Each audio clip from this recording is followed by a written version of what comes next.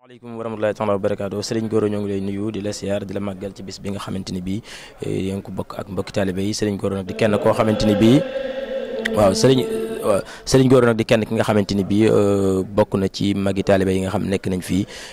bokk it ci nga xamante ni bii laaj dina mbokki taalibe yi lu bari ci njàngum xasida ak njàngum alquran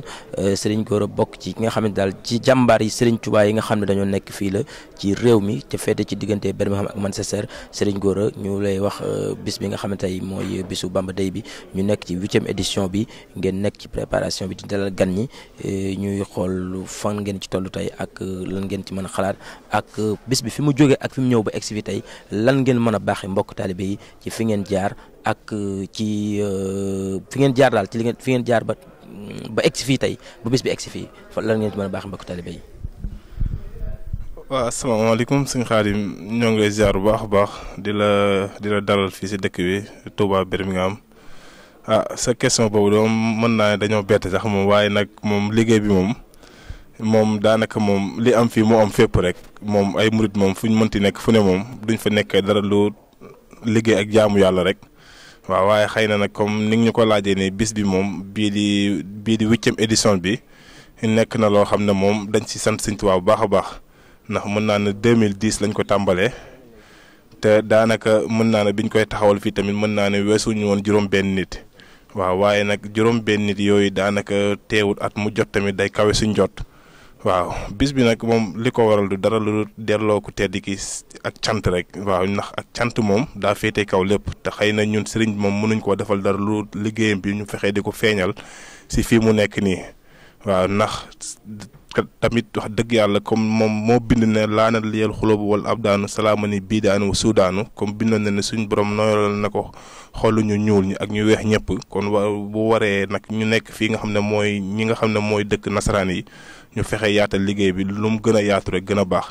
waaw cant gi nag weesu dara lu dul rek ndax alxuraan si boppam sax daf na wa in ta'udu ni'matallahi la tahsuha waaw ne cant gi leen xéewal gi leen suñu borom defal sax buñ ko bëggoon a def ak cant sax ak cant luñ ko def li ñu suñu borom defal buñ ko bëggoon def ak cant sax duñ ko mën a delloo wa in ta'udu ni'matallahi la tuhsuha te lam sa teg mooy innal insaana la zalumun kufaarun ndax doomu aadama ay tooñkat lañ ay weddikat lañ kon cant googu la ñuy fas yéene rek suñ kéemtulaay kattan di si dox di ko delloo njukkalal ku tedd ki suñ kéemtulaay kattan.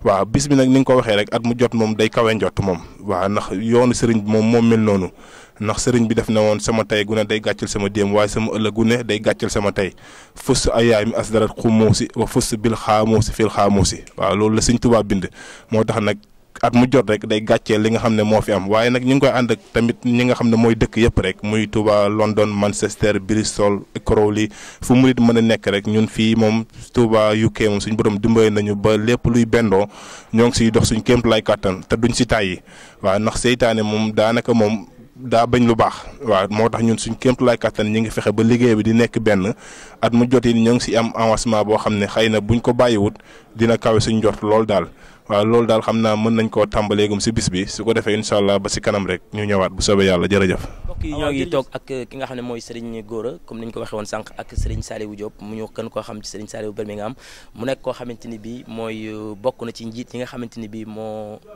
bokk na ci njiit yi nga xamante ni bii ñoo jute kuréelu xasida Serigne Touba yi kon ñu jéem ko rek wax ci anglais ci ndax ñi suñ mbokk yi nga xamante ni bii dañoo bokk ci suñu biir doon ay taalibe te di ñu suivre ci suñu programme yi di xool télé bi ndax ñu mën a xam tuuti ci sëriñ bi ak li ñuy wax ñu mën koo xam kon thank you so much Serigne Saliou Diop we having you here in Khadim Vision so we just want to ask you we are celebrating right now here in Birmingham Cheikh Ahmadou Bamba Day we are in 8th edition what do you reckon about when it was like the start to doing the celebration and right now how big it is and how the people that reckon like how big it is about the people that came from London they came from all over the place in UK Serigne Saliou Diop. Bismillahirrahmanirrahim. Assalamu alaikum Serigne Khadim. First of all, thanks for doing this small interview with us and thanks to Khadim Vision also for recording this beautiful event. So Bismillahirrahmanirrahim. Barke Borom Tuubaa. As you just mentioned, like the celebration of Cheikh Ahmadou Bamba Day So now we're at the 8th edition. It started with our elders, brothers like Saint Gora, Saint Salifal, and it keeps growing every year, because this is what we say in all of Saint Bi Amul Tank Ginnaw. Cheikh Al Khadim, everything that we do for him, every year it gets bigger. Every year it has more coverage from the press, from different media, and every year we have better program, better holds and everything. And this is something that we need to thank Allah for it, because as we all know, when it started, and the initial message of the Shaykh, you just said in all of, it was about reviving the Sunnah of the Prophet sallallahu alaihi wasallam. And now what we see is that we have different teaching of Islam, because not every Muslim believe the same thing, and we all have our different Shaykh, we all have our different teaching of Islam. So between all of teaching, we Murid now, I think the big challenge that we need to ask, because these days, as I say, it's important,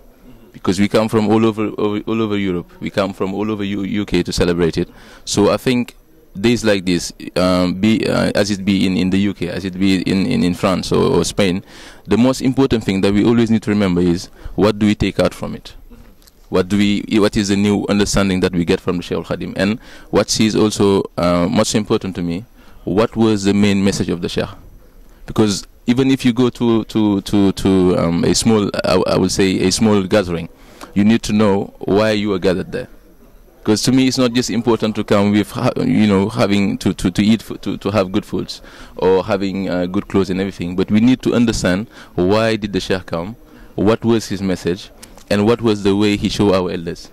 And you said it, reviving the Sunnah. So what's that Sunnah of the Prophet? So now we have different teaching. What is the aqaid? What is the kind of tawheed that the Shaykh wanted us to know? Because the preparation of the Shaykh is complete. He prepared your mind so that you know the right thing to believe in Allah, your tawheed, how you consider the Prophet, how you consider the Rasul, how you consider the Khadr, how you consider everything in Islam. But he also gives you the best way in the different mazhab, mazhab Malikiyya. And when it comes to tasawwuf, it's not like the tasawwuf that you can see, in some different parts where they have different kind of tasawwuf. But it is the tasawwuf combined with true fiqh. So he combined those two. And after that, because the tasawwuf is for your ruh, he gives you the work that you also say in Muridiyya, like the Murid is doing khidmah for his Shaykh. So it's a complete a holistic approach to worshiping Allah, a holistic approach to someone serving his community. And on top of everything, what distinguishes the Murid from others, like the true adab, the adabul marriya, like how we should behave with each other. Look at the way we are sitting. The Murid always sit down. When they have their own handshake, they have their own way of dressing. That is the cultural impact of the Shaykh. And this cultural impact, and this way of knowing Allah, this way of worshipping Allah, and this way of practicing your tasawwuf, and having a clear impact on the society we live, and the adab, is actually the identity card of every Murid. Now he can be Spanish. He can be that what makes the message of the Shaykh very, very international. If you go to I have a friend, what he used to say, he said, brother, I know thousands of Murids, but you all have the same kind of behavior, you all have the same kind of room. If I go to a Murid's room, I know I will find the Quran, I will find the Khasaid of the Shaykh, I will find a small mat where they will pray, and most important, I will find this big clothes that you're wearing. What is it? And I told him it's our culture, it's a Bailhad. So this identity of Murid now, I think everywhere we need to be, it is what we need to preach to people and tell them about it. And the Shaykh, as he said, in one of his many letters that he wrote to the elders, everywhere you go, the same thing he tell you is that I would ask every Murid that you see, man or woman, to go and study the proper aqaid in Islam, the proper iman, the proper Islam, and the proper ihsan. But I will not bother you with going to look into books which are 1,000 pages long, books which are 400 pages long. I will make it concise and precise into small books of 100 page, 20 page that you can just memorize, because it's written down in rhymes. You can memorize it and apply it. So the first thing for a Murid is just to go through those books of the Shaykh. You have Tazawwud Sihar, Tazawwud Shuban, Masalikul Jinan, Nahjul Khada'il Khaj, Jawharun Nafis, and many others. Last time we compiled over 20 books just written about Tawheed alone. So in these days, he is the most the one we know who has written the most in Tawheed in Islam, the Prophet Tawheed. Because now you have different teaching of Tawheed. If you go to Saudi Arabia, they have their own. But is it the one that the Sheikh has chosen for us? And this day that we have today, the Bamba Day, I think it's the main concern of the day, because we want to bring back people into thinking about that. What is the way that the Sheikh Ahmad Bamba has chosen for us? And all the different interviews that will be, all the different speeches that will be held in the day, all the different interviews will be centered on the main topic. What is the main message of Sheikh Ahmad Bamba? The message which is the reason why he was taken away from Senegal during 35 years in exile. The message why he went into so much trouble into building a society which will have the Sahada to Darini, because this is everything we do in the Murid community it has one main option, Sahada to Darini. Like your dunya, your hawa, your nafs, all the three, you can make them zad ilal jinan. You can make them a provision to go to have a long-lasting life and a happy life tomorrow. But the one thing that the Sheikh doesn't want is shaitan. That's why if you go to Jawhar to Zahzatullahin, he didn't want it. But all the other three, he made them his friends. How did he make that? By knowing Allah the proper way. And we are lucky, because many of the old people of Tasawwuf, they didn't write that much about Islam. They didn't write that much for people who will come after them. But Shaykh al-Hadim is just like he knew our period. He wrote down everything. We do not have to go into long night looking at long books, but he made it concise and precise. And the beauty of the rhymes, if you look at them, is also something that will always amaze you. So this year we have the main topic, which is what did the Sheikh want from us. And I think with all the, mashallah, all the great Sheikh that we will have today, like Sheikh Abdul Hakim, Sheikh Hadim Diop, Sheikh Osman Sal, and Sheikh Osas, all the speech is centered about that main topic. And I think that should answer the first question you asked me. Mashallah. Thank you, brother. Thank you so much, Serigne Saliou Diop. You made it very clear of the teaching of Sheikh Muhammad Bamba Khadim Rasoul. You give as well the right answer for us. We just gonna get back to you later. Thank you as well once again to have your speech. Jërëjëf Serigne Saliou Diop. Kon baax na Serigne Gora ba tey ñu dellu si waat ci yow ñuy wax ne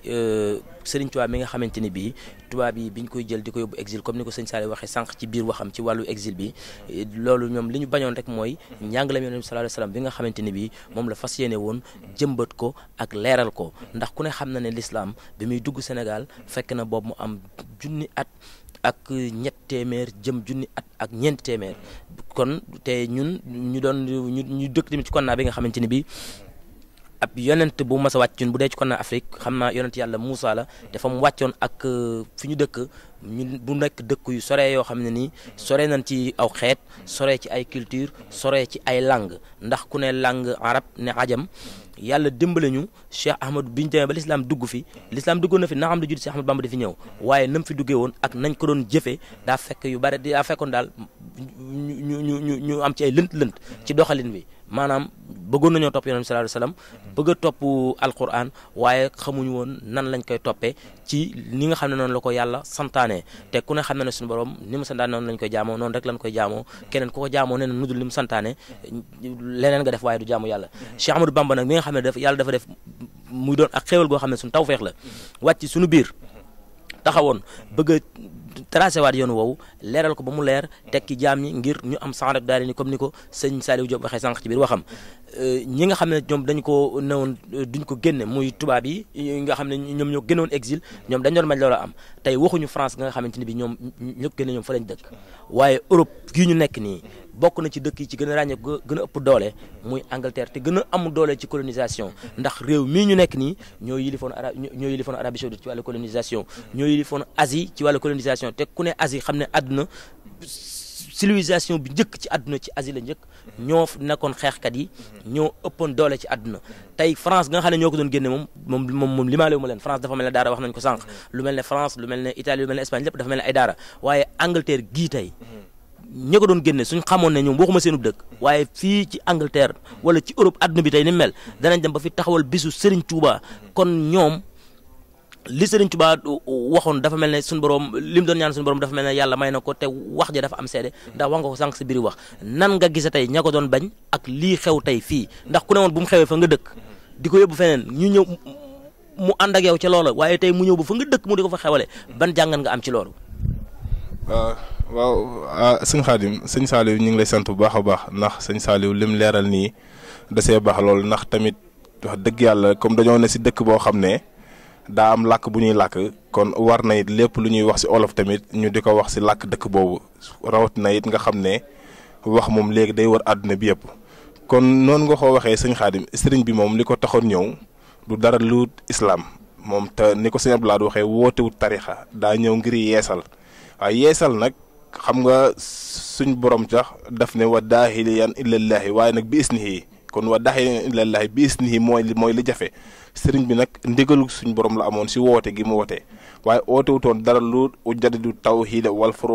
furuuxa maal tasawufi xawat buruuxa loolu la woote ñëw ngir yeesal sunna yeesal pas-pas yeesal tawhid ak tasawuf kon moom sëriñ bi si loolu la mës a ne waaw génn gi ñu ko génne woon nag andi ko si réew yi moom lépp luy coono moom Sëriñ Tuubaa da ko see daj ndax ku dem ba ne xadda mara bi maa xa doowe wali dara wali mun a xaman kafar waaw dem na ba ne ñi ko génne woon nasaraan yi dem nañ ba yegg ak moom sax jël ko si timbale ko dugal ko si kàmm goo xam ne sax safara la ñu dugal ko fa ngir coono kon moom sëriñ bi li ko taxoon jug rek mooy yeesalaat lislaam waaye yeesalaat lislaam googu yëpp ba mu si pare it xafawtu anil ahda la wax kon coono buñ ko mës a teg moom Sëriñ Tuubaa da koo jéggale waaw léegi nag kon ñun nuñ mën a def si réew yi di ko si wane mooy di wane lim jàngale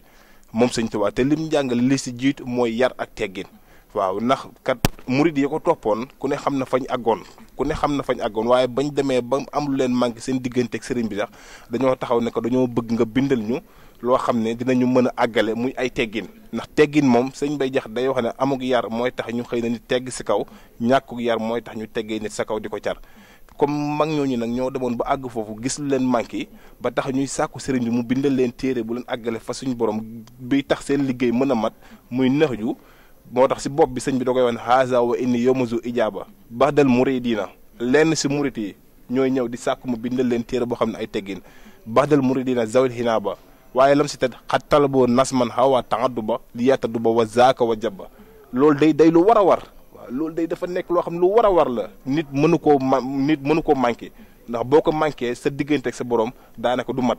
waaye nag lam si teg is kulli man bi xayri raamati bi waaw fay noo yaxramu fawzan bi xayri wati fan waaw lépp loo xam ne da nga koo bëri sa xam-xam lu mu mënti doon te ànd ak yar ay teggi ndoo si jariñu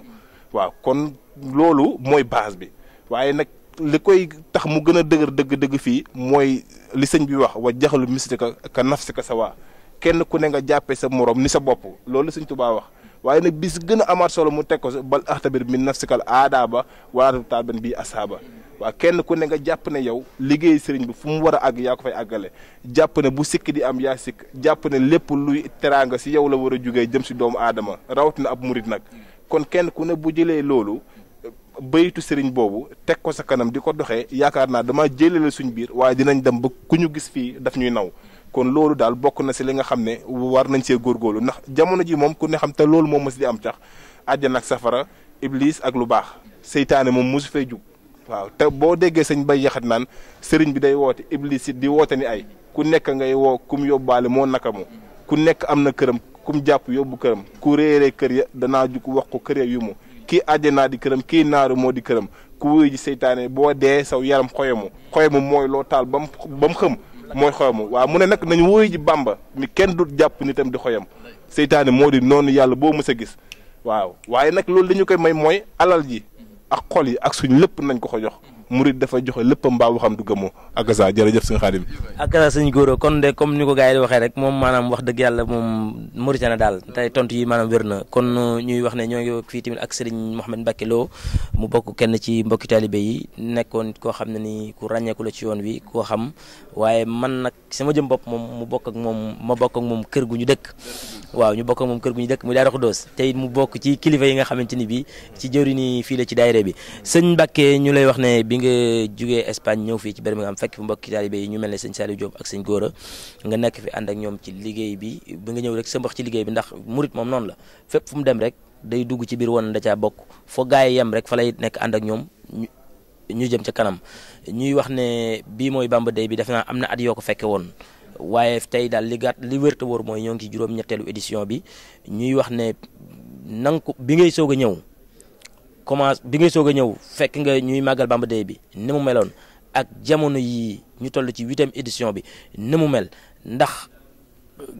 maanaam ni mu yokkee ak impact bi mu am ak nit ñi niñ ko jëlee fi mu nekk nii lan nga ñu ci mën a wax ci ay kàddu sëñ Mbacke Lo.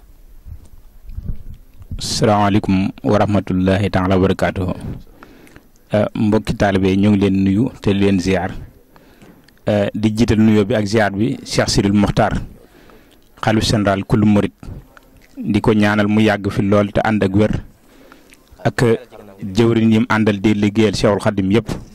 li tàmbalee kër Cheikh Mouhamadou Moustapha ba kër Cheikh Mouhamadou Moutala di sant nag mbokki taalibe yëpp di fi sëñ Gora yam rek fa la ñuy tàmbalee te it wax dëgg yàlla kàddu yu rafet yi dégg nañ ko bu baax di tontu laajub sëñ Xaadim Mbeng te di ko ziar bu baax a baax moo di ni nga xamante noonu lañ fekkee maanaam daayira bi ndax ñun ginnaaw biñ juddoo si yoonu murit fekk suñuy waajur ak suñuy maam ànd ak topp sëñ bi ñu nàmpatal ñu si loolu ñu koy dund nekk Sénégal doon ko dund ba dem Espagne tamit di ko dund biñ ñëwee fii loolu rek la ñuy xeeñtu ndaxte amuñu leneen lu dul loolu ndaxte mbokk taalibe fu mu nekk dafa war di seet ay mbokk taalibeem ndax dafa am loo xam ne olof da koy wax dane bëy day ànd ak moromi bëyam lu ko mooy mu ànd ak cere ya ndax bu fekkente ne ndax lenn rek moo fi am li sëñ Góor wax rek suñ borom lu mu bind lu nekk ñaar lay bind day bind lu neex bind lu naqari bind lu rafet bind lu ñaaw bind góor bind jigéen lu mu def rek ñaar la si def sawara def àjjana teyit boo yënguwut si yoonu sëñ bi tamit da nga yëngu si yoonu iblis ndax mënut a ñàkk ndax nit moom fu muy dana il faut que dana def dara il faut que am yëngu booy yëngu teyit comme loolu lañ miinoon bi ñëwee fii liñ njëkk a def mooy seet fu mbokk taalibe yi nekk ñu jëm leen a xeeñtu teyit suñ borom tamit defal ñu tawféex biñ dikkee tamit mbokk taalibe yi nga xam moom lañ fi fekk wax dëgg yàlla ñu doon ay jàmbaar lool gëm sëriñ bi teyit di ko liggéeyal ñu fekk leen si loolu ànd si ak ñoom loolu ñu yaatal ñu si tamit wax dëgg yàlla ñaareelu laaj bi nag mooy li nga xamante ni moom lañu fekk si Cheikh Ahmadou Bamba Day bi bii mooy ñetteelu yoon buñ fi fekk biñ fi njëkk a fekk ñu ngi ko doon defee si Gambien mosque bi si jumaa ja boobu lañ fi njëkk a fekkee te it wax dëgg yàlla fekk maanaam defe nañ ko defin wu rafet te it foofu tamit xatoon na ñaareel bi mooy daaw ñu defe ko woon si beneen saal boobu tamit wax dëgg yàlla murid yi rafetlu nañ ko te it gis nañ ne liggéey bi yokku na bii mooy ñetteelu yoon bi ñëwee fii tamit suñ borom tawfeex ji nga xam ne def na ko si mooy saal bi murite na lool yaatu na te ñaareelu tawfeex gi mooy fi mu nekk place bi mu nekk muy Assone dafa jege mbokk taalibe yi dafa nekk si digg bi xam mbokk taalibe bu jóg tamit da nga mën a ñëw loolu rek ak tawfeex la ñu jànge si nag ne liggéeyal Sëñ Tuubaa maanaam amul tànki ginnaaw tànki kanam rek la am day yokk te it murit lu muy def lu nekk fii ak gisul ne am na ak yokkute booy boo mu bàyyi ko te dem defi leneen looy def lu nekk loo def daaw def ko ren def ko maanaam bii mooy juróom-ñetteelu yoon bi ñu koy def buñ ci gisutoon ak yokkute gu mën di doon kon boobu dañ ko war a teg si suuf dem seeti leneen leneen li nag mooy ñun li ñu war mooy liggéeyal Sëriñ Tuubaa ndax ay murit lañ ay jullit lañ te Sëriñ Tuubaa dañoo defal loo xamante ni bii maanaam keneen defaluñu ko ndaxte bu fekkonte ne du Sëriñ Tuubaa kon tey leneen ndax dëkk Afrique yëpp boo leen xoolee dëkk yoo dem boo dem bu nekk Sëriñ Tuubaa ñun li ñu am Sénégal ñoom amuñu ko te am na dëkk yoo xam ne ay jullit lañ lislaam bari yaatu na fa waaye nag comme li nga xam moom lañu sëriñ bi defal maanaam amu fa tey bu fekkonte ne du sëñ bi kon li sama jënn jëwriñ di wax rek ñun ay Jean ak i Paul la ñuy doon ndax ginnaaw bi ko tubaab bi jëlee yóbbu ko jëm si moom ay ati at mënuñ si moom dara ñu delloosiwaat ko ba fi mu jaar fépp ba dikkaat njaareem bam ne nag delloo si indi giñ ma indi njaareem seen tuskare lay doon ak seenu ko alkande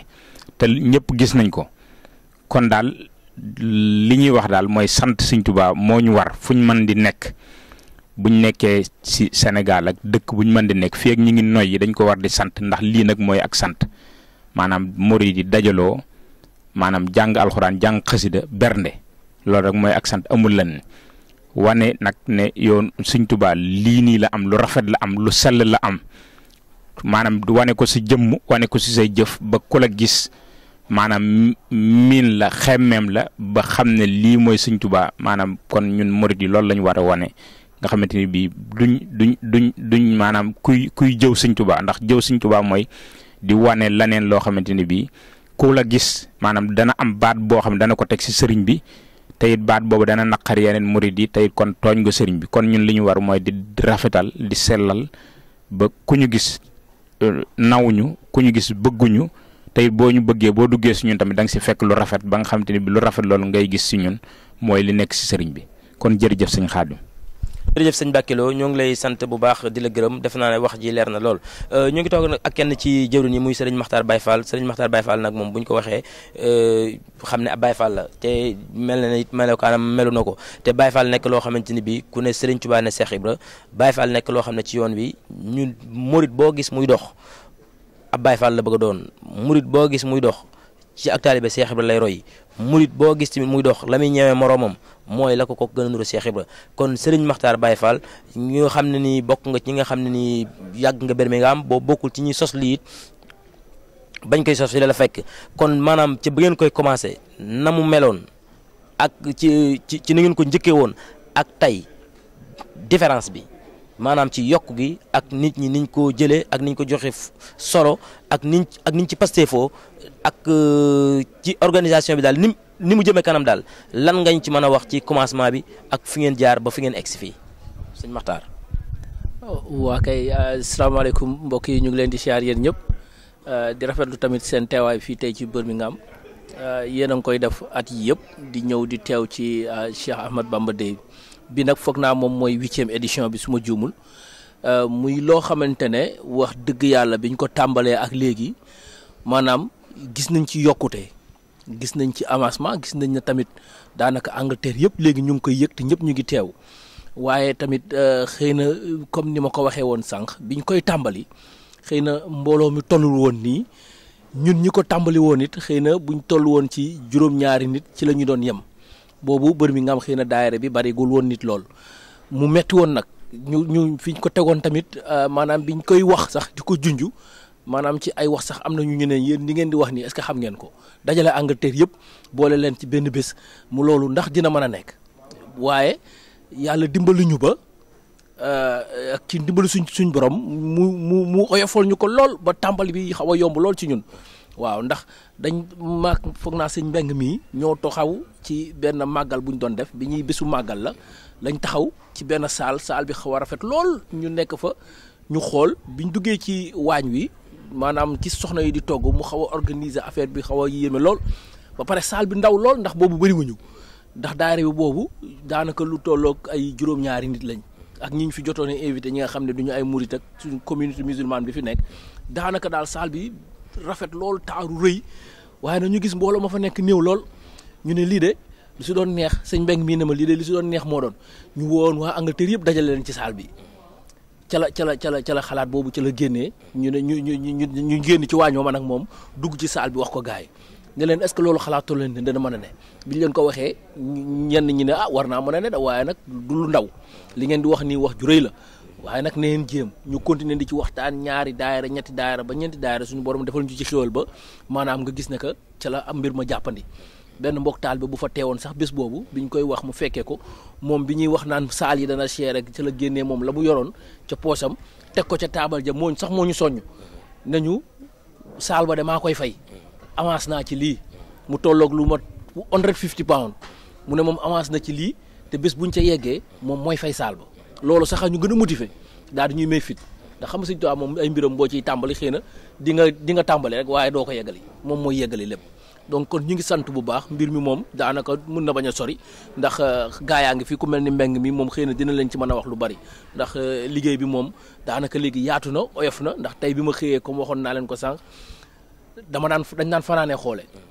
waaye léegi ñëpp ñëw nañu ñëpp a ngi ciy jàpp dëkk yëpp a ngi ciy jàpp ba nga xamante ne fi mu nekk nii oyof na oyof goo xamante ne da ngay bëgg def dara sax doo ko mën ndax gis na que ñëpp ndax nit ci ñëpp jàpp waaw ñu ngi ciy sant Sëñ Tuubaa bu baax a baax di ci gërëm ñëpp waaw ñu ngi leen di sant yéen bu baax a baax jërë ngeen jëf. jërëjëf Serigne Makhtar Baye Fall def naa ne kàddu yi leer na trop xanaa kon ñu dalal Serigne Mbengue mi nga xamante ni bii moom comme ni ko sëñ Makhtar waxee bokk na ci ñi nga xam ne ñooy membre fondateur yi bokk ñi ko xalaat di ko initier mbir nag xanaa ku bokk ci initiateur yi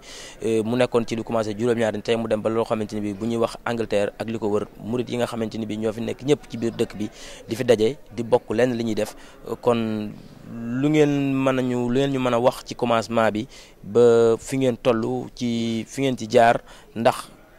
sëñ Makhtar wax na ko sànq ne xëy na moom moo yëg ne yomb na waaye lii koo gis xam ne du lu yomb ndax commencé dara dafa jafe te li ci gën a jafe mooy commencé lu baax fexe téye ko ba mu toll foo xamante ni bii da nga koo taaral defar ko ba ñëpp fekk si la ca loolu du lu yomb kon looñ ci mën a wax ci fi ngeen jaar ba egsi fii sëñ bi. asalaamaaleykum wa rahmatullahi jërëjëf sëriñ Saliou waaw sëñ Mbengue maanaam pour tontu la ci laaj boobu ngeen laaj dina xaw a mën a yomb pour man waaw ndax comme que sëriñ Touba dafa dogal ni daayira bi biñ koy taxawal dimbali nañu ba ñun ñoo koy fekkee waaw donc dinañ la ci mën a leeralal dara daayira bi maanaam ci 2005 maanaam si la ñu toog benn bés gis ni maanaam Angleterre rëy na waaye kat benn daayira moo fi am mooy bi nekk Londres sëñ bi dimbali ñu bi ñu nekkee nag Birmingham ñu gis que ni kat fii kat mooy commencé am ay sénégalais te fépp fu ay sénégalais am ay taalibe yi murit ña nga fa donc kon su doon benn taalibe sax wala ñaar wala ñett sax ñooñu war nañoo mën a daje taxawal lu mel ni daayira ngir liggéeyal ci Serigne Touba si noonu daal si la ñu wootee ñoo xamee ni njortoon nañu kat ñii kat ay taalibe lañu ñu woo leen téléphone ñu waxtaan ci daje bis bi ñuy daje maanaam sax ñeent lañ fa woon waaw si lañ ne kon nañ leen taxawal daayira bi ñoo koy taxawal ñu ni tamit ñoom tamit mën nañoo sax jàng ay xasida may leen loolu baax na loolu waaye li ci ëpp solo mooy ay taalibe Serigne Touba daje même suñ doon daje sax jàkkaarloo sax ku nekk di xool sa morom ba waxtu wi jot ñoo di ñibbi daayira bi mat na waaw si noonu la ñu tàmbalee di dox màggal bi njëkk sax ñun dañoo àndandoo dem Londres parce que waa Londres yóbbaale fa tamit suñuy addiya deuxième màggal tamit noonu lañ def troisième bi nag si leen dem ba fii que ni kat mbooloo maa ngi yokku ñu ne kat kon kat jaadoon na comme que ñenn ñi dañ fay yore njaboot ñu màggale ba mi nga am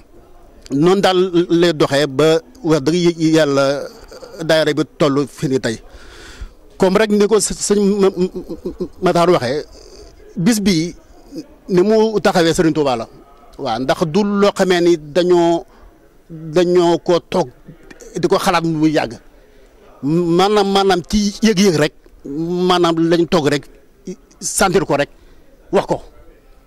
waaw wax ko ngir rek yéene bu ñu amoon rek maanaam ngir dajale taalibe yi nekk ci réew mi yëpp ci benn place ñoo di yendu idée bi loolu la woon tur bi sax après la ñëw waaye idée bi mu nekkoon rek dajale mbooloo Serigne Touba yëpp ci benn place bu yaatu waaw ndax comme ni ko sëñ Makhtar waxee xool boobu dañ ko jëloon mu yaanju lool rafet lool ñu koy nag yéene taalibe Serigne Touba yi waaw ci noonu daal lañ ko taxawee ba tey mu toll fii tamit ñoo ngi ci santa Serigne Touba waaw ndax suñuy gis ñu tàmbali ko ren mu nekk 8e édition bi te ñu gis que ni kat wax dëgg yàlla chaque édition dafay gàcceel bi bu daaw ba maanaam dañ ci santaat Serigne Touba te xam ni lépp moom la waaw ñoo ngi sant nag bu baax maanaam ci teewaay bi di ñaan suñu borom maanaam ñu koy def ba sax suñuy doom ak suñuy sët sax di ko màggal daal waaw sant nañu bu baax jërëjëf sëñ Mbengue. baax na jërëjëf sëñ bi Mbengue kàddu yi rafet na te leer na lool ndax li nga wax rek wane na da ngeen koo commencé waaye def ngeen seen Pastef te sëriñ bi it fekk na leen ci ak xéwalam kon ñu ngi ba tey ki ñuy wax sëñ Abbas Lo sëñ Abbas ñu lay laaj xëy na comme ñaar ñi niñ ko waxee gannaaw commencé loo xam ne ba ñu koy commencé dañoo demoon ci ay ñett nit ay ñeent nit yow mi nga xamante ni bii yaa yëngu ci li jëm ci wàllu finance xëy na ay dépenses ak yooyu ñuy wax ne bi nga xamante ni maanaam moom ngay njëkk a bokk moom nga bi nga ñëwee Angleterre nga join leen nekk ci liggéey bi ndax mën nga ñoo defal différence su Bamba Day bi nga fi njëkk a fekkee fa ngeen tolloon ci ay finance ak tey fi ngeen toll ci ay dépenses maanaam ci ñu xam yokku gi waaw ndax fi mu nekk ñi ngi waxtaanee ci commencement bi ak fi ñu egsi kon ci progression bi la ñuy wax. waaw ndax mën ngaa ñoo defal différence ci maanaam progression wu budget bi ci bi nga ci njëkk a commencé liggéey ci finance bi ak tey fi nga ci toll sëñ Abbas Lo. waaw asalaamaaleykum wa rahmatulahi taala wa barakaatu ginnaaw bi ñu leen nuyoo ñu ngi sant yàlla di sant Serigne Touba bu baax di wax rek ne maanaam bis bi dafa nekk bis boo xam ne ni maanaam at mu ne comme li sëñ Mbengue wax rek. ren ju ne day gàccaal daaw loolu nag li muy firndeere mooy rek mbirum sëñ Tuubaa moo mel noonu loo sumb lu ne yaa ko sumb de waaye yoratoo ko Pastef indi na ko fi waaye sëñ bi moo bëgg mu doxee nii ba mu egsi fii mbirum finance mi nag maanaam man bi ma nekkee ci mbirum finance mi nag léegi yàggagul waaye li ma ci mën a jàpp diggante daaw ak ren maanaam presque li ñuy dépensé mi ngi toll ci autour de ay 4000 et quelques pounds ci lépp. maanaam ci loué saal parce que bañ ko daan njëkk a def daawu ñu fay saal ci at yu njëkk yi moom daa nañ fay saal sax mais mujj ñu ko doon def ci Gambian Mosque bi booba suñ mbokk Gambien yi ñoo ko yore baaxee ñu ko fa doon def ñu dem ba xajatuñ fa te xam naa ne comme li ñu ko waxee rek mbirum Sëñ Tuubaa moom day gën di yokk di gën a dem kanam daañ dem ba saal bi ñu yore nii tey jii di ko fi defee buñ demee tey ay at ci kanam dañ dem ba saal bu mel ni duñu arrangé ndax mbir mi lu yokk loo xam ne du wàññeeku da nga dem ba mujj loo yor tey bay ba nga sóor ñaaram buñ demee ay at ci kanam loolu lépp nag maanaam ak sant yàlla la ak sant Sëñ Tuubaa ndax liggéey bi mu ñu liggéeyal nag xëy na am na ñun ñi ngi dox sax waaye xamuñu ko ndax tey bi lislaam sooxee maanaam sooxee gi moom ku ne xam na lay xew ci àdduna bi lépp waaye njàngale mi mu fi indi mooy li ko tubaab bi sonal ak lépp terewul lim indi ak ndam lim am lépp ci jàmm la ko amee woote wu ci xeex woote wu ci ay jiyaat jëli paaka ak jëli fetal lépp ci jàmm la ko amee jàngal ko ay taalibeem def ci ñoom ak yar bañ mën a nekk communauté bu nekk moo tax toujours damay wax ne man ñun Sénégal li ñu am adduna bi bu ñu ko xamoon dañ koy teg di ko jéem a toppandoo ndax Sénégal rek ngay dem tey jii waxuma sax communauté mouride nga dem tey réewum Sénégal 95% musulman premier président ma nekk chrétien soxnaam nekk chrétien diriger 95% musulman ca kenn waxul ñu jóge fa même chose ka fa ca topp nekk jullit soxnaam nekk chrétien ñu nekk di dund ci jàmm bu catholique yi xewle ñu fay dem bu jullit yi xewle ci catholique yi fay dem loolu ban dëkk ngay dem ci àdduna ba léegi di ko fi gis réew yi nga xam ne communauté chrétienne ba sax ñoo fa ëpp la nekk Sénégal tey ñi ngi ci ay problème demal Nigéria gis na mel ñun tey jii la ñuy ëpp doole la ñuy ëpp ci nombre ca chrétiens yi nekk Sénégal par rapport ak jullit yi terewul dañuy dund goo xam ne dañuy mel ne ñun ñoo bokk ndey baay ñoo bokk lépp am na ci ñoo xam ne nii sax duñu ay jullit boo toogoon ci ñoom yow ci seen i wax doo mën a xam ba xam ñi ay jullit wala duñu ay jullit maanaam yar boobu mooy li nga xam ne tey ji exemple la pour ñu war ko wane ci àdduna bi Sëñ Tuubaa nag liggéeyam dafa weesu tarixa rek dajaloo ñu ne mouridisme rek yemale ko foofu déedéet li mu liggéey Tijaan baak keneen ak keneen ñëpp ngi ci biir parce que yaatu na yaatu goo xam ne ni kenn mënu ko wutal tey ne barrière ba fii la yem loolu moo tax ñun lépp lu ñu war di def gën di ubbeeku gën a considérer ñeneen itam gën ñu considérer loolu lépp ci lislaam la ñu gën koo xam mooy ñun ñëpp ñu xam ne benn lañ que muy murid bi que muy tijaan bi que muy xaadir bi lépp ci biir lislaam la nekk comme nag ñun ñëpp ñoo bokk ci li ñuy yëngu amul différence mënu cee am différence mu ko lu mënta am différence nag mieux vaut jéem a nekk benn ca jéem a dajaloo lépp lu ñuy liggéey ñu liggéey ko ci turu lislaam ba pare ndax ci turu lislaam googu ci nga amee lépp waaw loolu daal mooy li nga xam ne moom laa ci amoon ci mënoon wax di jégalu bu baax nag ci kàddu yi du ma wax kat ma delloo ko sëñ Mbengue jërëjëf. jërëjëf Serigne Abbas Lo kàddu yi am na solo jërëjëf Serigne Makhtar Baye Fall Serigne Mbengue jërëjëf kon mbokki taalibe yi xam naa ne ñu jublu ci waaw fi mu ne nii waaw xam naa ñu war a jublu ci xewal yi dëgërul tuuti fecc laxasaa yi te fas yéene ànd ak yéen ci li des ci bis bi lépp incha allah taala dinañ ko bokk ak yéen comme nañ commencé wasalaamaaleykum wa rahmatulahi taala wa barakaatuhu